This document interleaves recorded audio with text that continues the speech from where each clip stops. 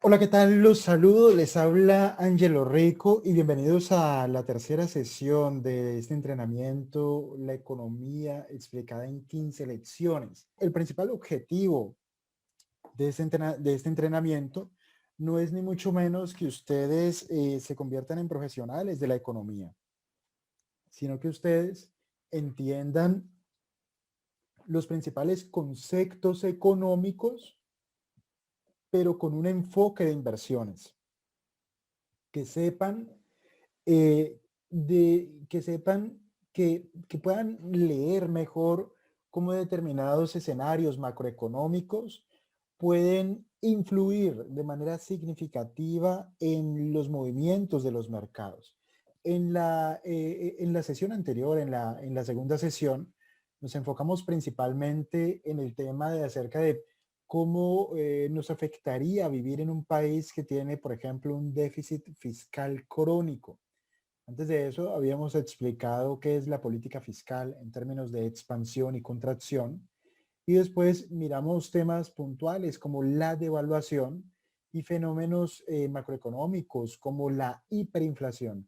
Hablábamos de devaluación, revaluación e hiperinflación. Al final de la segunda sesión, nos enfocamos en explicar cómo nos afecta el cambio de monedas cuando nosotros realizamos inversiones en una divisa o en una moneda diferente a la propia o a la del país en el cual vivimos o en el cual generamos nuestros ingresos. Entonces veíamos que si por ejemplo estábamos en la zona euro, si nuestra moneda es el euro e invertimos en los Estados Unidos de América, lógicamente el tipo de cambio al cual realizamos la venta de los euros para comprar dólares al principio de la inversión y con estos dólares comprar acciones o otro tipo de activos denominados en dólares, ese tipo de cambio después lo tendríamos que tener en cuenta cuando al momento de cerrar la inversión, en el caso de este ejemplo en los Estados Unidos, ¿cuál sería el tipo de cambio el cual deberíamos vender los dólares para cambiarlos por euros? Y ese tipo de cambio, esa variación en los tipos de cambio podría generar pérdidas o ganancias desde el punto de vista cambiario. Y que si son pérdidas cambiarias, esto restaría del potencial beneficio que hubiésemos obtenido en nuestras inversiones denominadas en dólares. Igual, si esta diferencia fuera a nuestro favor, fuera una ganancia cambiaria, pues se sumaría al rendimiento que hayamos podido obtener por nuestras inversiones en dólares. Y este mismo análisis, este mismo enfoque, ese mismo cálculo, lo deberíamos hacer si estamos en Colombia, tenemos pesos colombianos, si queremos invertir en los Estados Unidos o en zona euro, o en libras esterlinas o en yenes. Y para cualquier otra moneda, siempre tenemos que incluir cómo nos afecta la variación en el tipo de cambio, en el rendimiento de nuestras inversiones, porque no es poco frecuente que en términos de las inversiones como tal ganemos dinero y después cuando nos devolvamos a nuestra moneda original y tengamos que monetizar nuestras divisas, podamos obtener una pérdida por tipo de cambio y esta pérdida incluso podría llegar a ser tan grande que anule completamente el rendimiento que hayamos podido obtener por nuestras inversiones en dólares. El día de hoy nos vamos a enfocar un poco acerca de cómo invertir en países con desequilibrios macroeconómicos. Ya habíamos visto el tema de importaciones y exportaciones. Ya habíamos visto qué significa tener un superávit comercial o un déficit comercial. Entonces, ya habíamos visto lo de superávit y déficit comercial y cómo esto también perjudica el tipo de cambio, e incluso también perjudica a la calificación de riesgo del país. Esto me parece interesante comentarlo. Por ejemplo, observen que podríamos estar hablando de México. Hablemos de México. La economía de México tiene un crecimiento potencial a largo plazo producto de todas sus capacidades materiales y humanas. Estas capacidades materiales humanas al final se terminan transformando en bienes y servicios que México comercia en su mercado interno o lo comercia en los mercados internacionales. El hecho es que producto, por ejemplo, del comercio internacional, México, lo pongo como ejemplo, pero es la misma tesitura para cualquier otro país. México comienza a acumular divisas, comienza a acumular dólares de los Estados Unidos. Si tiene superávit comercial con los Estados Unidos, comienza a acumular libras esterlinas. Si tiene superávit comercial con Inglaterra, o comienza a acumular yenes japoneses o dólares australianos o francos suizos, si tiene superávits comerciales con estos países. Y estas divisas, que son divisas majors, son divisas fuertes. México, pero cualquier otro país, pero en este caso México,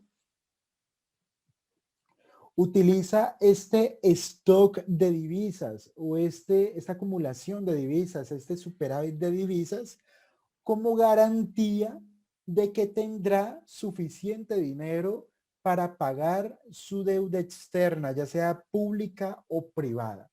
Si yo soy un privado en México, yo puedo tener capacidad financiera para pagar mi deuda denominada en dólares con un banco norteamericano. Pero entonces, ¿qué tendría que hacer un agente privado en México para cubrir una deuda en dólares? Un agente privado, que puede ser una empresa, un particular, lo que sea, lo que tiene que hacer es, con sus pesos mexicanos, ir a un intermediario cambiario y comprar dólares. Y estos dólares girarlos al exterior, a una cuenta en el exterior, de la cual, desde la cual se realizará el pago hacia el banco o hacia quien quiera, quien quiera, con quien tenga la deuda. Pero ¿qué ocurriría si México no tiene dólares? Este agente privado, este particular o esta empresa, tiene capacidad financiera para comprar los dólares, pero si físicamente, materialmente México no tiene dólares, entonces este agente privado no podría pagar su deuda en dólares, aunque tuviese suficientes pesos para comprar los dólares. ¿Qué quiere decir esto? Que cuando un país no tiene suficientes reservas denominadas en monedas fuertes, como son dólares, libras, yenes, francos suizos, dólares australianos, dólares canadienses, etcétera. Si un banco central, si un país no tiene suficientes divisas fuertes, esto es tomado por los mercados como una señal de debilidad. ¿En qué sentido? En que en algún momento, en el presente o en el futuro, no tendrá suficiente capacidad material y financiera para pagar su deuda. Y en ese sentido, esta falta de dólares, de reserva en dólares, por ejemplo, implicará o generará la señal para que cualquiera que tenga dólares los vaya retirando de la economía. El solo hecho de tener muy pocos dólares genera devaluación, pero el hecho de tener pocos dólares da una señal al mercado que es de miedo, de pánico y de riesgo, que aumenta la velocidad de la devaluación. ¿Qué ocurre en estos casos? Lo que ha ocurrido, por ejemplo, con países como Argentina o como Venezuela. Por ejemplo, si yo soy una multinacional, si yo soy, por ejemplo, el Banco Santander español y tengo una filial, o soy el BBVA español y tengo una filial en Argentina que se llama BBVA Argentaria, creo que se llamaba. Claro, mis activos en Argentina están denominados en pesos argentinos. Si ocurre una fuerte devaluación del peso argentino, entonces todos mis activos denominados en pesos argentinos perderán valor. Y esa pérdida de valor, contablemente, la matriz del BBVA, que es, cuyos headquarters o cuya base central se encuentra en España, esa contabilidad deberá reflejar pérdidas cambiarias provenientes de su filial en Argentina o pérdidas cambiarias provenientes de su filial en Venezuela, a medida que la devaluación se acelera. La devaluación lo que quiere decir es que la moneda fuerte gana valor y la moneda local pierde valor. Como mis activos, los activos de mi filial están denominados en moneda local, pierde valor, eso es una pérdida cambiaria, la tengo que contabilizar, y al final una multinacional lo que tiene que hacer es sumar todas las pérdidas y ganancias de sus diferentes filiales alrededor del mundo, y estas pérdidas y ganancias tienen que incluir las pérdidas o ganancias ocurridas desde el punto de vista cambiario.